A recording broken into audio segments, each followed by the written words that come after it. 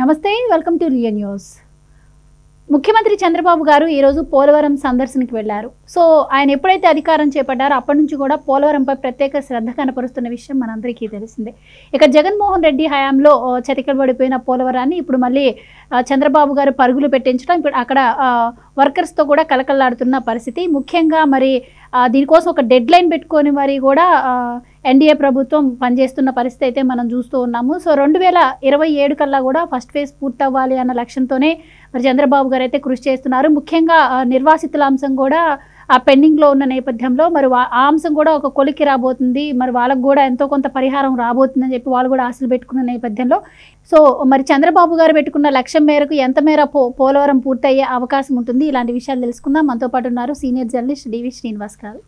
నమస్కారం సార్. నమస్తే సార్. చంద్రబాబు గారు గతంలో ముఖ్యమంత్రిగా ఉన్నప్పుడు మనం చూసాం, సోమవారం పోలవరం అనే కార్యక్రమాన్ని చేపట్టారు. సో అందులో భాగంగానే ఆయన ఎప్పుడైతే ముఖ్యమంత్రిగా ప్రమాణ స్వీకారం చేశారో ఈరోజు సోమవారం కావడంతో మళ్ళీ పోలవరానికి వెళ్ళడం కావచ్చు, అక్కడ మరి ముఖ్యంగా అక్కడ పనులను పరిశీలించడం, పునరావాసం కోసం కొంతమంది వెయిట్ చేస్తున్న నేపథ్యంలో వాళ్ళకి ఇవ్వాల్సిన నిధులు కూడా పక్కదారి బట్టి ఆయన కూడా మనం విన్నాం, వాళ్ళు కూడా వెయిట్ చేస్తున్న పరిస్థితి. మరి ఇప్పుడు మన కూటమి గవర్నమెంట్ పెట్టుకున్నటువంటి డెడ్ లైన్కి ఇది పూర్తయ్యే అవకాశం ఉంటుందంటారా? మరి దీనికి కేంద్రం సహకారం ఎలా ఉంటుంది? సో ఓవరాల్గా పోలవరం గురించి మీరేం చెప్తారు? అంటే మళ్ళా పండగ పోలవరం మళ్ళా పండగ ప్రారంభమైంది. ఎందుకంటే ఒక పండగలాగా, ఒక కోలాహలం, ఒక తిరునాళ్ళ ఏది చంద్రబాబు ముఖ్యమంత్రి అయిన దగ్గర నుంచి గత 6 నెలలుగా మనం చూస్తున్నాం. అక్కడ మరి వేలాది కార్మికులు, యంత్రాలు గతంలో జగన్మోహన్ రెడ్డి హయాంలో మొత్తం పండబెట్టారు, ముంచేశారు. ఏంటి అసలు పోలవరం అసలు ఇక భవిష్యత్తులో పూర్తి కాదు అన్న దీనిలో వచ్చేసింది. అంటే చీకటి వెలుగులు పోలవరంతో ఎలా దోబూచులాడుతున్నాయో చూస్తే ఇది 80 ఏళ్ల కళ. పోలవరం ప్రాజెక్ట్ నిర్మించడం అనేది ఇవాళది కాదనమాట. దీనికి మనం దాన్ని ఏమంటారు, రామపాద సాగర్ అంటారు. అంటే భద్రాచలం రాములారి పాదాల కింద కడుతున్నారు కాబట్టి శ్రీరామ్ పాద సాగర్ అని దీనికి అసలు పేరు మొదట్లో. అట్లాంటిది మరి అనేక గ్రహణాలు మొత్తం అన్నీ ఎదుర్కొని ఎట్లా నీకు 43 ఏళ్ల క్రితం శంకుస్థాపన చేశారు. ఎవరు అప్పుడు ముఖ్యమంత్రి? అంజయ్య ముఖ్యమంత్రిగా మరి 1980లో నీకు శంకుస్థాపన చేస్తే 81లో ఇప్పటి వరకు మరి ఎంతమంది ముఖ్యమంత్రులు మారారు? 15-16 మంది ముఖ్యమంత్రులు మారిన రాజశేఖర రెడ్డి వచ్చిన తర్వాత ఏం చేశాడు? ఆయన ప్రాజెక్టు పనులు టేకప్ చేయకుండా కాలువలు తవ్వేశాడు. జనరల్గా ఏది ముందు చేస్తారు? స్లాబ్ ముందేస్తారా, పునాదులు ముందు తవ్వుతారా? ఈయన స్లాబ్ ముందేస్తానంటాడు. అంటే ప్రాజెక్టు కట్టినాక కాలువలు తవ్వాలి. ఈయన ఏం చేశాడు? ప్రాజెక్టులో కమిషన్లు రావని రాజశేఖర రెడ్డి ముందు కాలువలు తవ్వాడు అనమాట. అంటే మట్టి పనిలో ఆయన కమిషన్లు వస్తాయంటూ అదే అప్పుడు జలయజ్ఞం, ధనయజ్ఞం అని చెప్పి గడబడైపోయింది. ఆ జగన్మోహన్ రెడ్డి మీద కేసుల్లో ఈ కేసు కూడా ఉంటుందన్నమాట. ఇప్పుడు బృహత్తర ప్రాజెక్ట్ అది. అది బహుళార్థ సాధక ప్రాజెక్టు. పోలవరం అనేది ఇవాళ ఆంధ్రప్రదేశ్కి జీవనాడి. నీకు అసలు ఏపీ అంటే అమరావతి, పోలవరం అని మనం చూసాం చంద్రబాబు ఇచ్చిన నిర్వచనం. ఆయన మరి రాష్ట్ర విభజన తర్వాత ఒక అదృష్టం పోలవరం రూపంలో కలిసి వచ్చింది. మీరు హైదరాబాద్ కోల్పోయారు కాబట్టి మీకు పోలవరం మేమే కట్టించిస్తాం, దీన్ని జాతీయ ప్రాజెక్టుగా మేము టేకప్ చేస్తాం, ఎంత ఖర్చు అయితే అంత మేమే పెట్టుకుంటామని ఆ రోజు కేంద్ర ప్రభుత్వం మన్మోహన్ సింగ్ ఇచ్చిన హామీ. దాన్ని అడ్డం పెట్టుకుని చంద్రబాబు 5 ఏళ్ళు 2014-19 నీకు బుల్లెట్ స్పీడ్తో పరుగులు దించాడు. 72% పూర్తయింది. 72% పూర్తయింది. నీకు ఇందాక నువ్వు అన్నావు ఇంట్రోలో, ఇవాళ సోమవారం పోలవరం అంటే అసలు సోమవారం అంటే ఇక ఆయన పోలవరం. ఇప్పుడు జగన్మోహన్ రెడ్డికి మంగళవారం అంటే నీకు అప్పుల వారం ఎట్టాగో. ఇప్పుడు అప్పట్లో చంద్రబాబు ప్రతి సోమవారం పోలవరం వెళ్ళేవాడు. వెళ్ళలేకపోతే ఇక్కడి నుంచే వర్చువల్ విజిట్ పెట్టుకునేవాడు. అంటే ఆన్లైన్లో అక్కడ వాళ్ళతో మాట్లాడుతూ స్క్రీన్ మీద ఎక్కడి దాకా పనులు వచ్చినాయి చూస్తూ నీకు 28 సార్లు ఫీల్డ్ విజిట్కి వెళ్ళాడు, 80 సార్లు వర్చువల్ విజిట్ చేశాడు. నీకు అసలు ఒక రోజులోనే 35,000 క్యూబిక్ మీటర్ల కాంక్రీట్ వేశారు. అంటే 24 గంటల్లో నీకు 35,000 క్యూబిక్ మీటర్ల కాంక్రీట్ వేయటం అంటే అది రికార్డు. ఏది నీకు ప్రపంచ రికార్డు అనమాట. అప్పట్లో ఏదో 3 గాడ్జెట్స్ చైనాలో ఒక పెద్ద ప్రాజెక్ట్ ఉంటుంది 3 గాడ్జెట్స్, దానిలో ఉన్న రికార్డు వీళ్ళు బ్రేక్ చేసి పారేశారు.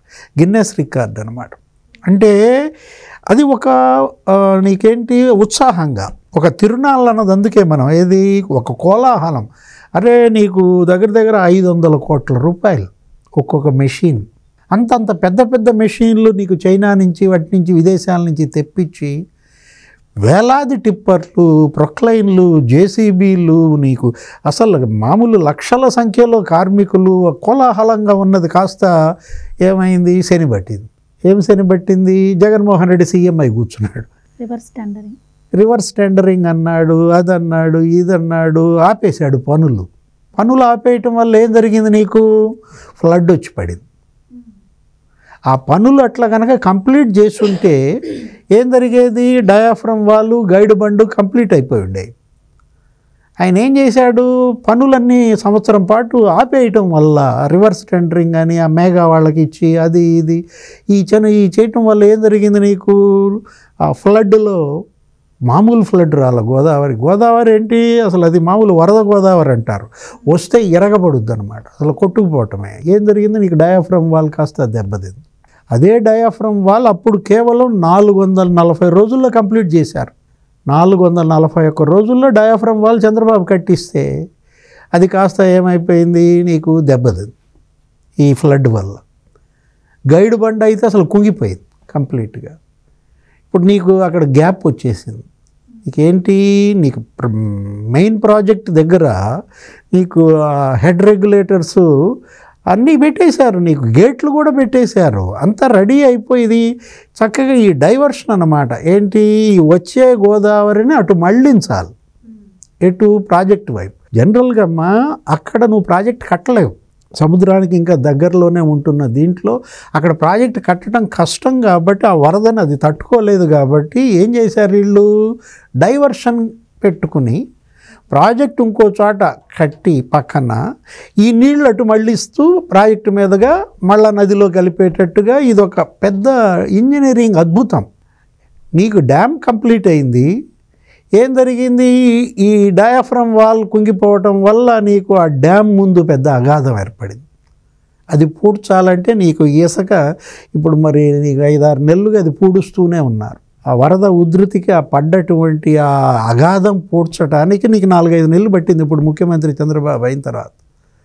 అసలు చంద్రబాబు ఆ 5 ఏళ్లలో 16,500 కోట్లు ఖర్చు పెట్టాడు. 5 ఏళ్లలో ఒక ప్రాజెక్టు మీద 16,500 కోట్లు ఖర్చు పెట్టడం అంటే ఆషామాషిగా ఏంటి? 16,500 అంటే నీకు దగ్గర దగ్గర నీకు మరి 3,200 కోట్లు ఖర్చు పెట్టాడు సంవత్సరానికి. అంటే రోజుకు 100 కోట్లు ఖర్చు పెట్టినట్టు అనమాట. అంత ఖర్చు పెట్టి అంతమంది జనాన్ని, కార్మికుల్ని, వాహనాలని, పెద్ద పెద్ద జేసీబీలని పెట్టి చేయించారు కాబట్టి 72% కంప్లీట్ అయింది. జగన్ ఏం చేశాడు? ఈ రివర్స్ టెండరింగ్ అని పనులు ఆపేయటమే కాకుండా ఎంత ఖర్చు పెట్టాడు? 5 ఏళ్లలో 4,000 కోట్లు ఖర్చు పెట్టాడు. ఎక్కడ 16,500 కోట్లు, ఎక్కడ 4,000 కోట్లు? చంద్రబాబు టైంలో నీకు 72% కంప్లీట్ అయితే ఇతను 3% చేశాడు. 5 ఏళ్లలో 3% ఖర్చు పెడతావా? దానికి అనిల్ కుమార్ యాదవ్ అసెంబ్లీలో ఏమంటాడు? 1% అతను అంటే ఏంటి? వాళ్ళ ఎద్దేవా, ఎగతాళి. అసలు నాకు పోలవరం అర్థం కాలేదంటాడు అంబటి రాంబాబు. అసలు వీళ్ళు ఇరిగేషన్ మినిస్టర్స్గా ఫిట్టేనా? ఇరిగేషన్ మినిస్టర్స్ అంటే గతంలో ఎలా ఉండేవాళ్ళు? తుమ్మల నాగేశ్వరరావు, ఎన్టీ రామారావు టైంలో మండవ వెంకటేశ్వరరావు, లేకపోతే కడియం శ్రీహరి, కోడెల శివప్రసాదరావు, నీటిపారుదల శాఖ మంత్రులుగా పనిచేసిన వాళ్ళని ఒకసారి గతంలో మనం చూస్తే వాళ్ళు ఏంటి? రైతు కుటుంబాల నుంచి వచ్చిన వాళ్ళు కాబట్టి వాళ్ళకి తెలుసు, రైతు పడే కష్టం తెలుసు, నీళ్లు పొలంలోకి వస్తే వచ్చే ఆనందం తెలిసిన కుటుంబాల నుంచి వచ్చిన వాళ్ళు వాళ్ళని పెట్టాలి. ఎవరిని? అటు అగ్రికల్చర్ మినిస్టర్లుగా, ఇరిగేషన్ మినిస్టర్లుగా రైతు కుటుంబాల నుంచి వచ్చిన వాళ్ళనే పెట్టాలి. వీళ్ళకి అసలు ఏమైనా తెలుసా? వీళ్ళకి బియ్యం ఎక్కడి నుంచి వస్తాయో తెలియదు. ఏంటి సంజయ్ గాంధీని ఒకసారి ఎవరు అడిగితే వరి పంట అలా ఉంది అంటే ఆయన బియ్యం పంట అంటున్నాడు. అంటే వరికి బియ్యానికి తేడా తెలియదు. చెరుకుని బెల్లం మొక్కలు అంటాడు. ఎవరు? సంజయ్ గాంధీ చచ్చిపోయాడులే, ఇది రాజీవ్ గాంధీ కొడుకు తమ్ముడు. ఇప్పుడు అట్లా అంబటి రాంబాబుకి ఏం తెలుసు వ్యవసాయం గురించి, రైతు కష్టాల గురించి, ప్రాజెక్టుల గురించి? టీఎంసీకినో క్యూసెక్కి తేడా తెలియదు అన్నాడు. అసలు ఏది టీఎంసీనో ఏది క్యూసెక్కో తెలియనాడిని నువ్వు ఇరిగేషన్ మినిస్టర్ పెడితే అతను ఎవరు? అతను వెటర్నరీ డాక్టర్.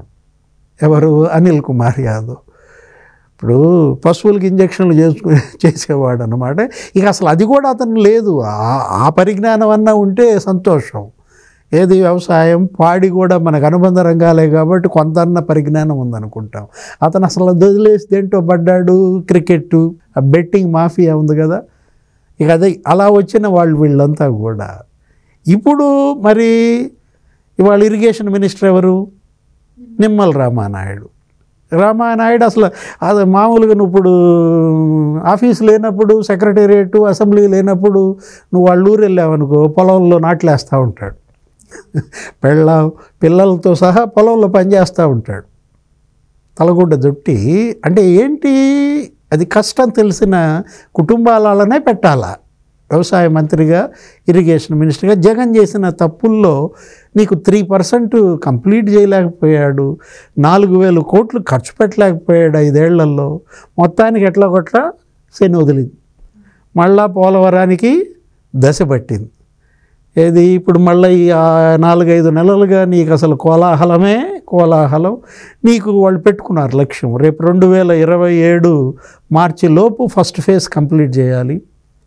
నీకు 2027 మార్చి కల్లా నీకు డయాఫ్రమ్ వాల్ కంప్లీట్ చేయమన్నారు ముందు.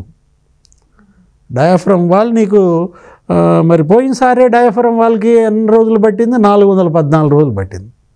ఇంకా కొంచెం స్పీడ్గా వీళ్ళు ఈసారి వెళ్తున్నారు. పోయినసారి డయాఫ్రమ్ వాల్ నీకు 136 అడుగులు లోతుంది అవ్వారు. అంటే అది నదీ గర్భంలో ఉంటుంది. దానికి అంబటి రాంబాబు ఏమన్నాడు? ఎక్కడ కట్టాడు డయాఫ్రమ్ వాల్ కనపడతలేదే అంటాడు. కాంక్రీట్ పనులు జరగలేదని, అట్లాగనే కాఫర్ డ్యాములు కట్టకుండా డయాఫ్రమ్ వాళ్ళు కడితే కూలిపోక ఏం చేస్తుందని. సో చంద్రబాబు నాకే అర్థం కాలేదు, పోలవరం గురించి చంద్రబాబుకి ఎలా అర్థం అవుతుందని, ఇలా చాలా చాలా రకాలుగా కూడా వైసీపీ ప్రచారం చేస్తూనే ఉంది. చంద్రబాబు ఇప్పుడు నేను విమర్శించడం కాదు, డయాఫ్రమ్ వాల్ ఎక్కడ కట్టాడు కనపడతలేదంటే అది ఎక్కడ కడతారో కూడా అతనికి తెలియదు. నదీ గర్భంలో కడతారు. ఇప్పుడు పోయినసారి 136 అడుగుల లోతున కట్టారు. ఇప్పుడు 150 అడుగుల లోతున కట్టాలని ఇప్పుడు బిగిన్ చేశారు. ఇక పనులు విదేశీ నిపుణులు కూడా మొన్న అన్ని దేశాల వాళ్ళు వచ్చి చూసి అంతా బాగానే ఉందని చెప్పి వెళ్ళిన నేపథ్యంలో మొత్తం ఇవాళ మళ్ళీ డయాఫ్రమ్ వాల్ కట్టాలి. ఏది ఇప్పుడు దానివల్ల ఏం జరిగింది? నీకు 900 కోట్లు, పోయినసారి 450 కోట్లతో కట్టేసింది కాస్త. ఇప్పుడు మరి రేట్లు పెరిగాయి కదా, ఇప్పుడు 900 కోట్లు ఖర్చు పెట్టాలి. కేంద్రం దానికి సపరేట్గా ఇస్తాను, ఏది 1000 కోట్లు డయాఫ్రమ్ వాల్కి నేనే ఇస్తానని ముందుకు వచ్చిన నేపథ్యంలో అది స్పీడ్ అయిపోతే నీకు 2028 కల్లా నీకు ఫస్ట్ ఫేజ్ కంప్లీట్ చేస్తేనే మనకి సెకండ్ ఫేజ్ డబ్బులు వస్తాయి. ఇప్పుడు మొన్న కూడా కేంద్రం నీకు 2800 కోట్లు అడ్వాన్స్కి ఇచ్చేసింది. ఇంతకుముందు మనం ఖర్చు పెడితే వాళ్ళు ఇచ్చేవాళ్ళు. ఇప్పుడేంటి, ఇంకా మన దగ్గర డబ్బులు లేవు కాబట్టి ఇక కేంద్రమే 2800 కోట్లు ఇచ్చి 75% అందులో ఖర్చు చేయండి. 75% ఖర్చు చేస్తేనే ఇంకో 2200 కోట్లు వస్తాయి. ఇప్పుడు 500 కోట్లు రిలీజ్ చేసింది ఈ బడ్జెట్లో. నెక్స్ట్ బడ్జెట్లో ఇంకా 10,000 కోట్లు అట్లా రిలీజ్ చేస్తుంది. అటు పునరావాసం కూడా నీకు పేరబెట్టాడు, వాళ్ళకు కూడా డబ్బులు ఇచ్చి సావాలా. ఏది జగన్మోహన్ డ్యాంలో నేను పునరావాసానికి 10 లక్షలు ఇస్తా, ఎకరానికి అది పెంచిస్తా, దానిలో స్కాములు చేశారు. ఏంటి, వాళ్ళు తప్పుడు రికార్డులు పెట్టేసేసి అసలు మొత్తం భూములు మార్చేసి, నంబర్లు మార్చేసి మొత్తం వాళ్ళే స్వాహా చేశారు. ఇవాళ అవన్నీ కూడా బయటకు వస్తున్నాయి. రోజుకో కథనం మనం మీడియాలో చూస్తున్నాం. ఇప్పుడు 800 కోట్లు పునరావాసానికి ఇస్తున్నారు. మొత్తం ఆల్రెడీ 800 కోట్లు జగన్మోహన్ రెడ్డి పెండింగ్ పెట్టిన 270 కోట్లు, ఇప్పుడు ఇది ఒక 530 కోట్లు. ఈ 800 కోట్లు కూడా నీకు అక్కడ జరిగిపోతుంది. డయాఫ్రమ్ వాల్ కనుక 2027 కల్లా కంప్లీట్ చేస్తే ఇంకా నీకు 2028కి ఫస్ట్ ఫేజ్ కంప్లీట్ అవుద్ది. ఇప్పుడు 41.15 మీటర్లకి అప్పటికి వచ్చేస్తుంది. దీని లక్ష్యం ఎంత? 45.55 మీటర్లు కట్టాలి. అప్పుడే మనం 198 టీఎంసీలు నీరు నిల్వ చేయొచ్చు అన్నమాట. ఇది నదుల అనుసంధానం. పోలవరంలో నువ్వు ఒక 300 టీఎంసీలు మనం తెచ్చుకోవాలి. ఎక్కడికి? ఇటు ప్రకాశం బ్యారేజీ, ఇటు బనకచెర్లకు కలపాలని దాన్ని. గోదావరి జలాలని ఏం జరుగుతోంది? నీకు నీళ్ళన్నీ సముద్రంలోకి పోతున్నాయి. ఇప్పుడు మామూలుగా ప్రతి సంవత్సరం నీకు 9000 టీఎంసీలు ఆన్ యావరేజ్ నీకు సముద్రంలోకి పోతున్నాయి. వేస్ట్ కదా. ఇప్పుడు ఇదేంటి? 80 టీఎంసీలు మళ్ళించుకోవచ్చు దీని ద్వారా. ఇప్పుడు ఆ పోలవరం కడితే ఆ 80 టీఎంసీలు నీకు ప్రకాశం జిల్లాలో వస్తాయి మనకి రైట్ కెనాల్ ద్వారా. అప్పుడు మనం సాగర్లో ఉన్నటువంటి నీళ్లు, నాగార్జున సాగర్లో ఉన్న నీళ్లు మనం రాయలసీమకు ఉపయోగించుకోవచ్చు. ఆ పోతిరెడ్డిపాడు ద్వారా నీకు అక్కడ ఆ నీళ్ళన్నీ కూడా అటు కడప, కర్నూలు ఆ ఏరియాలో నీకు అనంతపురం, మనం రాయలసీమ జిల్లాలకి ఆ నీళ్లు వాడుకోవచ్చు అన్నమాట. మొత్తం వీళ్ళు పెట్టుకుంది ఏంటి? ఒక లక్ష్యంగా పెట్టుకున్నారు, కరువు రహిత రాష్ట్రంగా ఆంధ్రప్రదేశ్ మారాలి. అదే నదుల అనుసంధానం. ఈ నీళ్లు, గోదావరి నీళ్లు సీమకు తీసుకువెళ్ళటమే కాదు, గోదావరి నీళ్లు నీకు ఉత్తరాంధ్రకు కూడా తీసుకెళ్ళాలి. అదే పోలవరంలో బ్యూటీ ఏంటి?